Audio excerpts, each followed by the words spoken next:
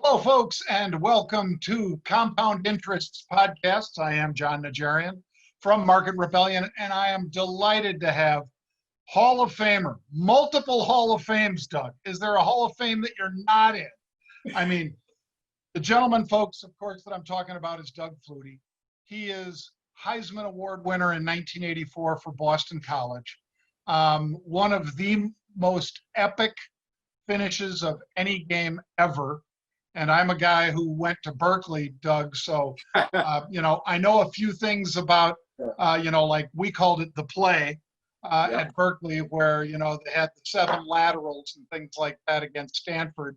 And Kevin Moen spiked the ball at the trombone player as he came down. I love it. I love it.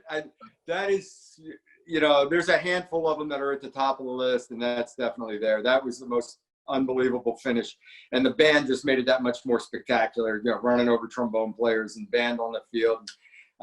It's cool to just be mentioned in those finishes. Well, and you, my friend, like I say, folks, I mean, Canadian Football Hall of Fame, College Football Hall of Fame, the stats speak for themselves. Doug does a fabulous job also speaking for the sport, because he is still an announcer for the Fighting Irish of Notre Dame. And I have enjoyed your voice on those broadcasts for years, and your insights, Doug, because we all know that there are people that play the game, some of whom, like yourself, can really describe potentially what's going on through the coach's head, in the players' minds, what kind of adrenaline is going on and all that kind of stuff. You do all of that when you're talking about Notre Dame football, especially, when that stadium is rocking with 84,000 or whatever screaming their heads off. It's been a lot of fun. I'll tell you, to be involved in a nationally prominent program like Notre Dame and be there week in and week out, where every game is a big deal and every game is a big game. It's been a blessing. I've worked with Mike Tirico, and it just, I'd love that. I would love Boston College to be on that platform, but they're not. So it's the next best thing. Yeah, well, I'm sure there's a lot of people listening and watching right now that have appreciated your career an awful lot. And I know one of the people that represents you, Kristen, was telling me all kinds of funny stories about the Hail Mary pass and so forth. And I know every year, and one of these years I'm going to go, Doug, because I've never been to the Heisman Award dinner. Hopefully it won't be virtual. Hopefully it'll be there this year in New York. But if you could tell folks just a little bit about, obviously we remember the play when you had that Hail Mary, but a lot of folks don't really focus on another player that when you were watching films or maybe when you were celebrating and talking about it, you kind of thought maybe if you would have thrown to this other guy, you would have still won the game, but you might not have been Doug Flutie. I'll tell you what, we run the play, I roll right, throw the ball towards Gerard, blah, blah, blah. The backside tight end is supposed to stay in protection. There was an inadvertent whistle. They'd snapped the ball. They reset. On the reset, 2 things happened. The guy that was covering Gerard in press coverage walked out over Kelvin Martin, the wide receiver that is maybe faster, figured I'll slow him down, which allowed Gerard to be the first guy down the field. Secondly, I knew they were going to go 3-man rush. So during the little delay there, I walked over to the tight end. I said, hey, get wide and go down the backside boundary. You might get the ball. Go. So I told him to blow off his pass protection. So I dropped back. I intentionally scramble right, get out there, and a linebacker's running at me. So it's time to throw it. I just launched for the end zone. I wanted to get out there and look backside. After the game, in the commotion and all that, Gerard caught it, touchdown. Pete Casparilla was the backup tight end, and he was the guy in the game at the time. He said, we had a chance. And I kind of thought, how every receiver is open. They're always open. I was open on the backside. I was here. I was there. I'm like, okay, yeah, whatever. Years and years go by. Maybe I bumped into Pete a few times, and he said, we had a chance. And I go, yeah, I know. Well, last year was the 35th anniversary of the pass. And I looked at a bunch of stuff because I did a bunch of pieces on it and all that. And I found the film of it. I found the shot where Pete is all by himself at about the 10 to 15-yard line.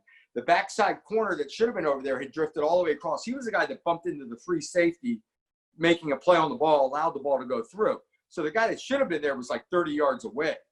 So Pete if I could have set myself and made the throw, Pete would have been a walk-in. But he said he was glad I didn't throw it to him because he probably would have dropped it. Well, you'd hate to be that guy because you'd go from being the GOAT to the GOAT. Yeah. But, oh my gosh. And, a great player finished behind you in the Heisman voting that year, Keith Byers. I remember him because my brother was playing in the Big Ten at the time, Doug. And I remember what a beast he was. I remember Keith, we thought he'd have a great career in the pros. Ended up not being so much. A lot of those Ohio State running backs, they've taken such a beating in the Big Ten. Or they might not be able to catch the pass out of the backfield. Well, back then, they carried the ball 30-plus times a game. It was, hey, where the guy, Herschel Walker was a perfect example of that down in Georgia. But back then, you had a featured tailback, and you gave him the rock, and he pounded, and got stronger as the game went, that type of guy. Keith actually was a good third down back. I thought Keith caught the ball well out of the backfield and did a lot of other things well. But he was a big physical guy that could catch the ball as well. So, a lot of those guys, I mean, and I guess if you go way, way back, you talk about Earl Campbell, but guys that just took such a pounding through their college years and early years in the NFL and were done. Where nowadays they keep a good tab on that. They rotate guys at the NFL level. Some guys are just third down backs. Everybody's got a quote stable of running backs now when they rotate the ball. That would be frustrating. I don't know. Go a whole game, carry the ball 8 times. You feel like you barely played if you're a tailback. Right. Well, I remember also that your Boston College team was loaded.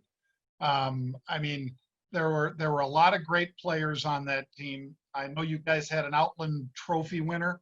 Nose guard, Mike Ruth. Mike Ruth at nose guard. What's amazing? You talk about Boston College. Notre Dame, all these top round draft choice, all that. Boston College, with my group, our 2 starting tailbacks that alternated, both had very good NFL careers. Troy Stratford down in Miami. Kenny Bell was his backup, but had about 5-6 years out in Denver. The guy that backed them up was a guy named Steve Strahan that played 4 or 5 years as a special teams guy. Our tight end was drafted by the Patriots, played a little bit and was done. We had Steve Trapillo, a first-round draft choice in the offensive line. We had Mark McDonald, a first-round draft choice in the offensive line, played in Minnesota. We had Mike Ruth on defense at nose. We had Billy Romanowski on defense. A guy named George Radichowski played in the NFL defensively as a corner. My brother Darren, Gerard Phelan, Kelvin Martin had a great career with Dallas. Those were 3 of my receivers. I mean, it was like we were at Boston College, and they weren't like 5-star recruit guys. We all came in and became what we became while we were in college. We improved there. We weren't coming out of high school as 5-star recruits, but you go back to that team, and I always felt like we were the overachievers, but really we had some talent. Yep, you guys had some talent that the other folks overlooked. And in some ways it was to your benefit, and in other ways it was quite sad because of the talent that as a guy that watched more than played. I played 4 games in the NFL, Doug.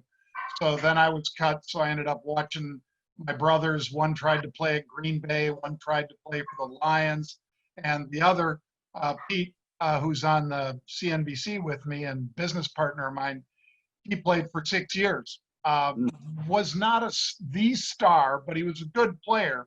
But unfortunately, never got the shots, never got, and in some ways, it's not like you're rooting for the guy to drop in front of you. But in other ways, that's how you get your shot. Somebody else has to, mess up, either get hurt or make a big mistake, and the coach gets frustrated and puts Pete in instead. But he got to play 6 years and he loved it.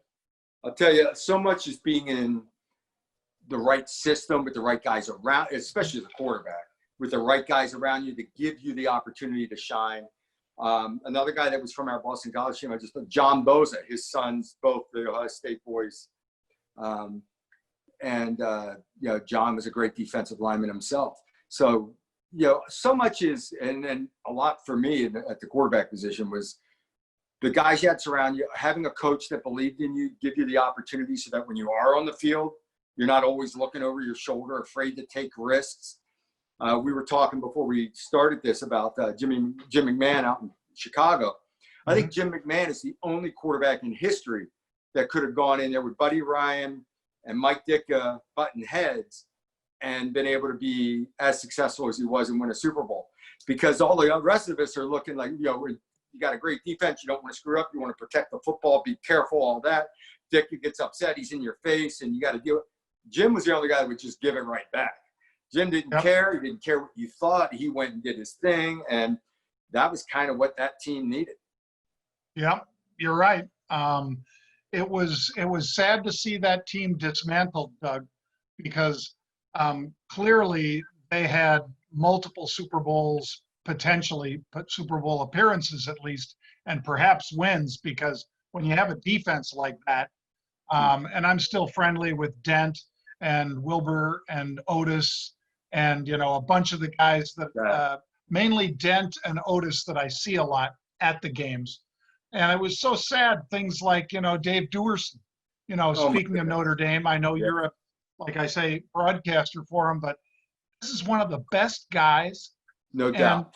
And for him to come down with that CTE to the point where he took his life, and took it in a really hard way because he wanted to preserve his head so that the medical people could exactly try to figure out, A, that he did have it, and B, if there's any way they could prevent some of the sorts of injuries that he ended up getting. That was just so sad because great guy. I couldn't believe that when I heard it because I hadn't kept in touch with him. I just knew him from a couple of years playing together, and exactly a class guy, first class, and to see how that happened. It shows you we don't all know what's going on up in the head and what's going on and how dangerous it can be. And we all as football players take it on ourselves. We know it's a physical game. We know my knees are racked, my back. I had a back surgery. I still go out running on it. I don't care. It's a mess, but you're going to get beat up. But those are injuries that they're hard to measure, hard to tell what's going on. And how many times? Oh, I got dinged. How many concussions? I don't know how many concussions. I know I had 2 concussions with memory loss over my career and a bunch of, getting dazed and banged up and all that. I'm 57 years old now. Maybe I'm just a little more forgetful because of my age more than anything, I hope. But for the most part, I feel fine and things are good. But I played 21 years professionally and put pads on for 35. You just never know. And we all take that inherent danger. It would be a crime. And if the NFL actually knew the dangers of concussions before they actually led on to all the players. And that was what that big discussion was all about. Yeah. Well, we can hope that some of the equipment, like that Visus helmet, the one with the flap right here in the middle and things like that. I met the doc that helped him create that. Seems like a lot of players love that versus the others. And you're seeing more and more of those helmets, the new generation helmets that seem so much safer than I remember bike helmets, Doug, that would actually, with those stupid inner tubes around there. Yeah, the double tube thing, liner, you pump it up, and it would pop. They would all deflate on you, and you didn't realize it. Yeah. And I had one of my concussions towards the end of my career. I got slammed to the ground. I hit my head and all that. And that was late in the first quarter. Actually, Drew Brees came off the bench, finished that game. And, I kind of came around the beginning of the third quarter. And the equipment guys were like, you had no air in your helmet at all. And I'm like, you just don't know. And the big thing back then was, and Rydell was trying to keep coming out with a lighter helmet, lighter because the bike helmet was a heavy helmet. And I always was cringed about how light some of the newer helmets were because it just didn't feel safe to me. I didn't know the science behind it. But I haven't put on a newer helmet. I haven't put on a helmet in probably 10, 15 years, so I don't know what they're like now. Now, maybe if I could switch gears just for a sec, Doug, the Flutie Foundation for Autism. You mentioned that you're doing a charity event tonight. Is this for that? Or is this yet another charity that you're involved in? No, this is us. This is the Doug Flutie Jr. Foundation for Autism.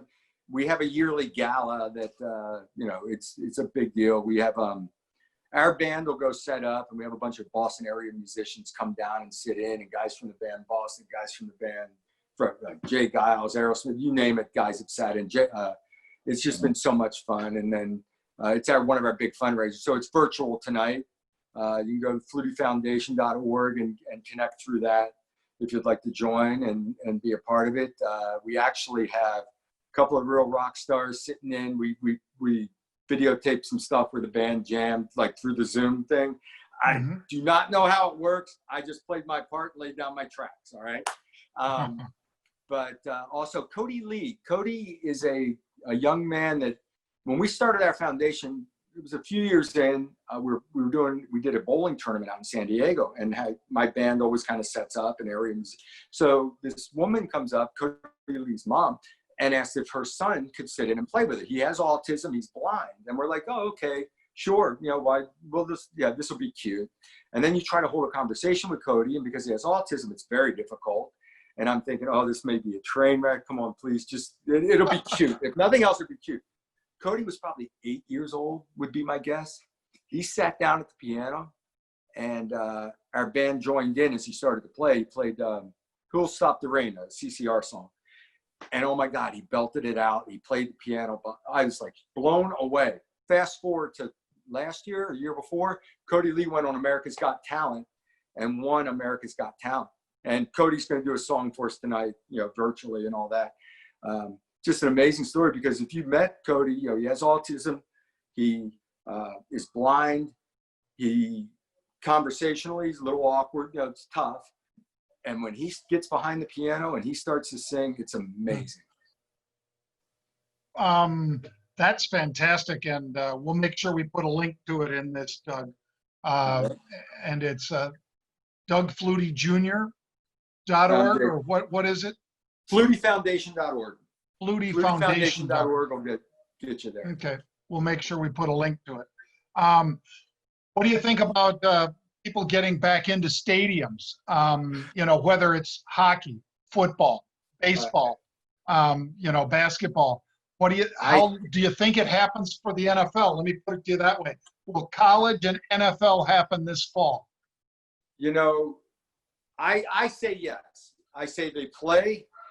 Whether people get back in the stadium or not is a liability thing. I believe that's going to be really tricky to negotiate. And I honestly, personal opinion, no science behind it. The numbers that I've seen, if you're under the age of 55, go back to your normal life, go to the games, hang out, have fun.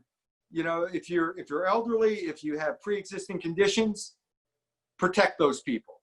The rest of it, we got to get back to normalcy. And I really believe that. I live in an area in Florida that 3 people over the 3-4 month window that this has been going, 3 people came down with it.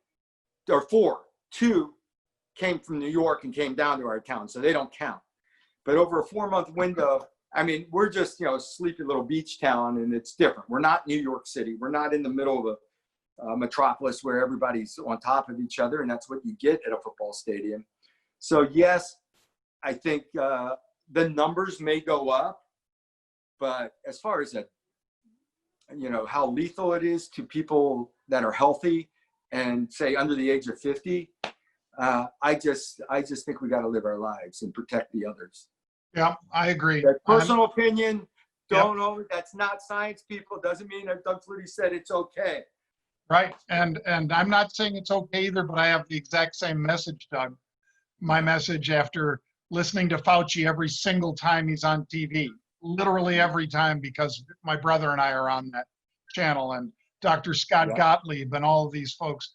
I have a lot of respect for what the virus can do to all of us, but in particular to that group that you defined, over a certain age, pre-existing condition, obese, type 2 diabetes, all these kinds of things. Outside of that, if people had to wear a mask to go to a stadium, it wouldn't be the end of the world. And I think we'd still have a good time. Now, I think that many of the venues will not be happy for quite a while, because even if they get people back in there, Doug, depending how we consume our beverages and all that sort of thing, I think a lot of revenue is going to be down. But getting back to a little bit more normalcy, having some of those folks out there in the parking lot, you know, doing their tailgating and so forth, especially with groups of people that they're already hanging with, I don't know that that spread is going to be dramatic. And again, if you live with somebody who has any of those things Doug and I talked about, be very careful and don't do that. But if you're somebody else who doesn't fall into those groups, and you don't live with one of those people, then I think you can get out there. And the economy itself, Doug, depends on it. Because if we're afraid and we don't go out, have you been involved in restaurants and things like that? I know you're involved. I do. I have a restaurant that's in a casino up near Foxborough, Plain Ridge Park. And I also am part owner in some enterprises with my cousin. Actually, we've done a few restaurants. Locally, it's a perfect example. There's a young man that has about four restaurants locally, and they're all shut down, and he can't work. He got very creative in his takeout business and almost maintained on. We're different down here. Like I said, you wouldn't even know after about 2-3 weeks. First of all, people that live in Florida, kind of rebels. They're going to go their own way and do their own thing anyway. Mm-hmm. So, you know, okay, we'll appease you for a week or two, but that's about it. And they were back to normal, and he did well. And he's even opening another restaurant soon. So he stayed ahead of the curve. He got creative in how he did his takeout, extended his area, and did a bunch of things. And I just think so many small businesses took it on the chin. People that are, especially if you were just starting out and just getting your legs under you and just getting started, and this thing hit, your business is shot, right? And we still, in a lot of areas, small businesses aren't allowed to open, yet we see all these riots in the streets and people out there demonstrating and all that, but that's okay. So that it's a double-edged sword. We fought through it. I think we're past the worst of it. I think we got to get back to normal life. I agree. Yep. And it's a point I make all the time, Doug, about you know, the states that are staying locked down to a greater extent.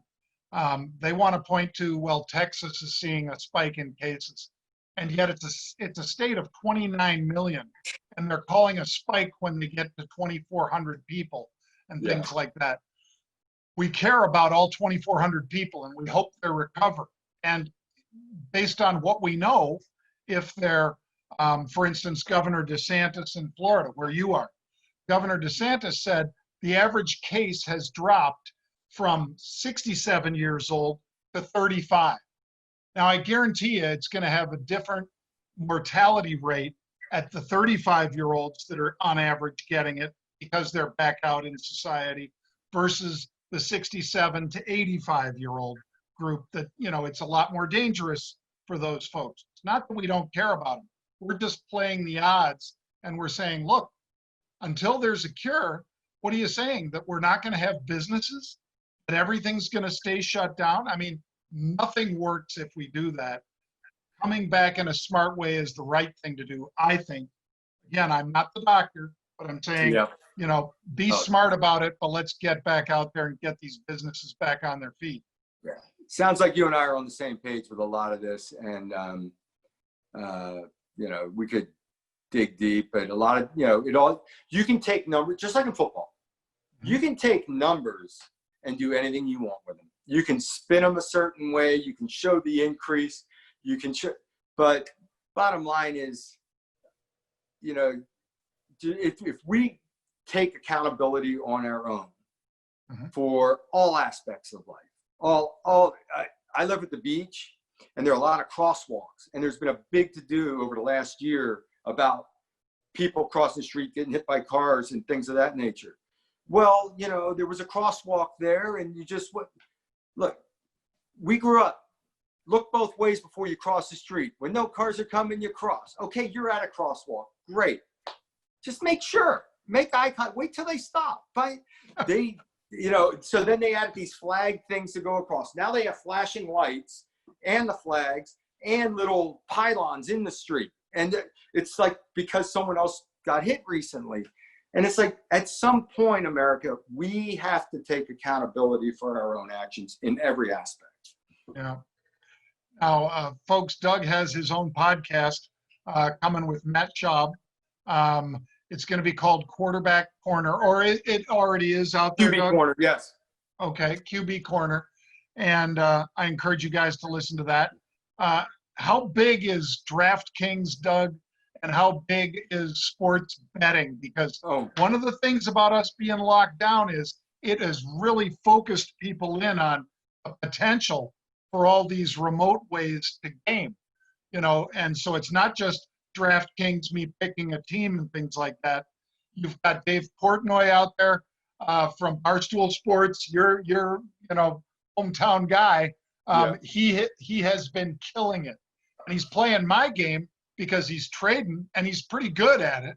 And he's like a Pied Piper. All these people follow him in, and they're thinking, if Dave can do it, and Dave's just this knucklehead that created Barstool Sports, as smart as it is to create something like that that's worth $500 or $600 million. So I'm not ripping on Dave. I'm saying you're a brilliant guy, Good for Dave. you. But now he's trading too, and he's and I say this about trading, and I don't day trade. Mm-hmm. But if you are willing to take the time and keep up with everything on a daily basis and follow, you can do that. And you can be aggressive and mess with it and do it. But you've got to be locked in 24/7 on it and go. I like my peace of mind. I like sitting back. I like being able to sleep at night and not worry about it. I think it's fun. And then you start talking about DraftKings and everything else. What took the NFL to new highs and sports in general became the legalized gambling and the online gambling. People love it. And my generation, while I was playing, the whole fantasy football thing started to take off. And of course, me being me, I fight it. I fight change all the time. I don't like it. And I never got into it because I was playing at the time it got popular. And then after I retire, it's like this thing that everybody knows like the back of their hand, and they know the ins and outs of it. And I would be at a disadvantage from the get-go there. But that's so the average Joe is educated on personnel and who's where and how many yards and it's changed it, and it created a whole new level of popularity in professional sports. Yep. It's one of the things that really might help drive it too. Like you said, Doug, to new levels. Let me switch to one more quick story that I know is one that the viewers and listeners will enjoy. And that is where Chris Berman and Belichick are talking. And Doug is playing for New England at the time, folks. And I'm 163 years old. Yeah. And Berman tells Belichick, you know what? This guy can do a drop kick. And Belichick, being, this crazy man who's also so brilliant and so underappreciated by the people outside of Boston. Because the people in Boston, of course, he's a saint. He's revered. Everybody else hates the guy. Yeah. Hates him because all he does is win. Just win, baby. I know that was, the Raiders, but that has become, it's not Davis anymore, Al Davis. That's just win, baby.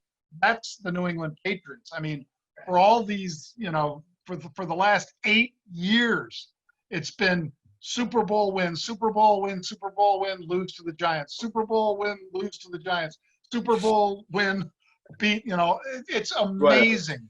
Yeah. So anyway, when Belichick is out Right. there and he hears this, tell us about that story and how that played out. Chris Berman had come to a practice. Chris had seen me messing around drop kick for years. I always go out in pregame, well before pregame, in my shorts and t-shirt, just kind of warming up and messing around, and I would drop kick, something I've done all my life. So Berman tells Belichick. Belichick calls me in the office after practice. First of all, I thought I was in trouble. I thought, bring your playbook, you're gone. I was used to that. All I did all year was get the pom-poms out and cheer for Tom Brady, right? It's like, come on, win me a ring, Tom. So I walk in the office. There's Belichick at his desk, and standing behind is Chris Berman, just beaming. And Bill says, hey, can you drop kick? I say, yes. He goes, is it still legal? I go, I believe it is. It is in Canada. I don't know. So, yeah, it's still legal. He goes, well, work on it. We'll practice it tomorrow. So I kicked 3 balls in practice. I hit the left upright, hit the center in the butt, and kicked the line drive through. And then he said, oh, it's something we can work with, right? We were going to do it on Monday night against the Jets. Didn't happen. We didn't get in the field goal range. He put me in I just happened to be first of all, we're playing Miami in a meaningless game. We're down by 14 with 5 minutes to go. Castle started the game instead of me, which kind of irritated me because it was a meaningless game. I thought it'd be my last hurrah. But he needed to find out about Matt. So Matt played. So I stood there, froze my tail off the whole game. And I just happened to be standing next to Bill. And he sees me, he goes, hey, we score here, you're kicking it. He didn't get that sentence out of his mouth. We were in the end zone. And I'm like, are you serious? Now I'm 43. I've been standing around for 3.5, 4 hours. I'm locked up, rip the jacket off, grab a ball out of the equipment guy's hands, kind of punch one into the stands, jog out, and we do it. And there's a whole story about the huddle and stuff that went on. But I basically told the offensive line to negotiate with the D-line. Tell them what's going on, because if they rush this thing, it's going to get blocked. And I don't know how much conversation went on, but they played it straight like it was a 2-point conversion, and only the outside guys came up the field and kicked it through. Fantastic. But the best part's this, and it started a trend, I believe. Okay. I hit the field goal. I fist pump. Offensive line, all the guys turn around. They run at me like we just won the Super Bowl. We're still down 7 with 4 minutes to go. But so I go to the sideline I'm going to go hug Bill. And Bill's not the most touchy-feely guy in the world, right? So I get the awkward hug with Bill and all this stuff. Well, after the game, I meet up with my daughter and my wife, and she says, you blew off Tom Brady on national TV. I'm like, what?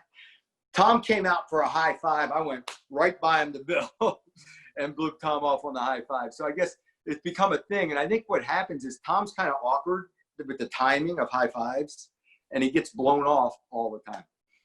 Well, I've seen awkward with Tom, and I've seen that I wouldn't call it a highlight reel from the from Indianapolis when they do the testing, and what did he run, a 5.4 or what? I tell you what, he worked so hard at his footwork and his quickness, and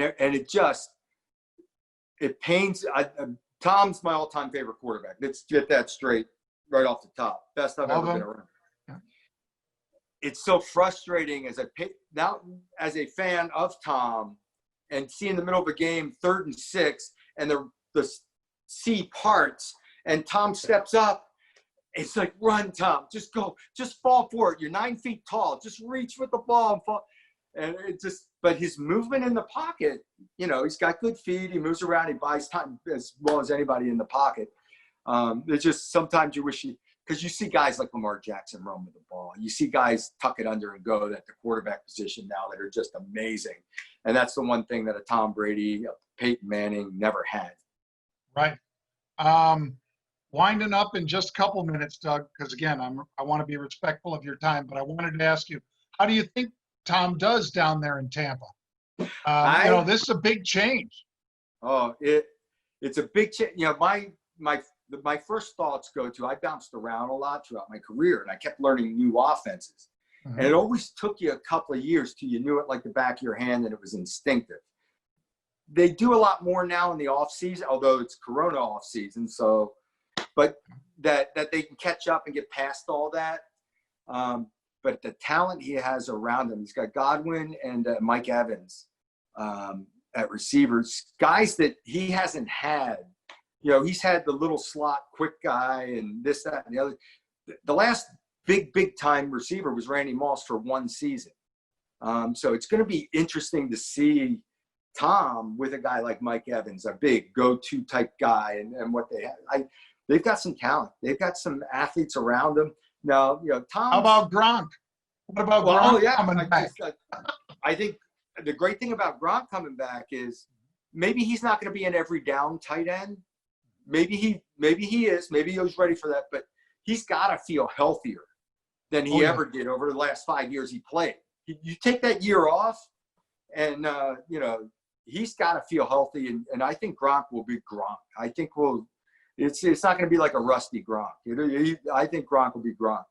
Right, and he's still a young guy, Doug. I mean, when you He's look only like at 31, I think, right? Yeah, when you compare him to, you know, tight ends that are still playing at 36 and 37 years old, and he retired at 30 or 29 or whatever it was, and he's a year older now, and we'll see what happens. But I agree. I think that rest probably made a huge difference for him.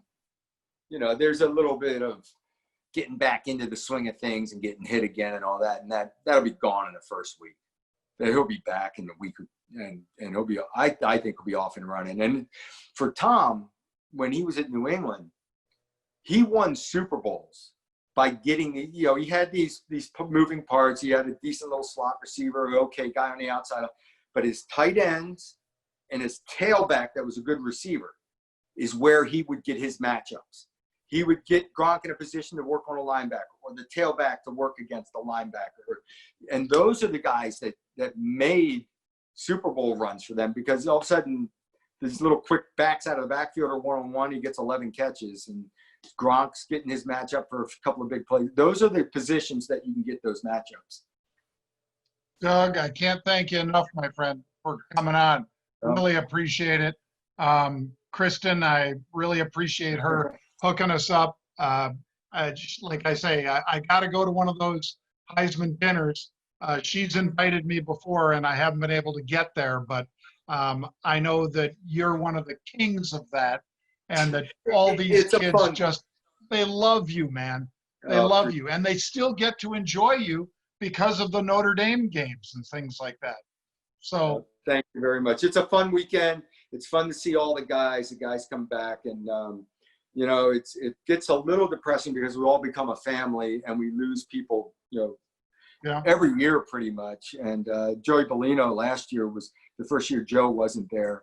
And, you know, that we all feel like a family, and it's such a fun weekend, and to see everybody when they come back. And then we get to meet the young kids that are, you know, it's one other thing. It's funny when the young kids walk in the room, they have been king all year long, right? And they win the Heisman Trophy, and we're very appreciative of their abilities and all they do and all. But they walk into that room, they're just another guy. Yeah. And they realize these guys have done a lot. I got a long way to go. Yep.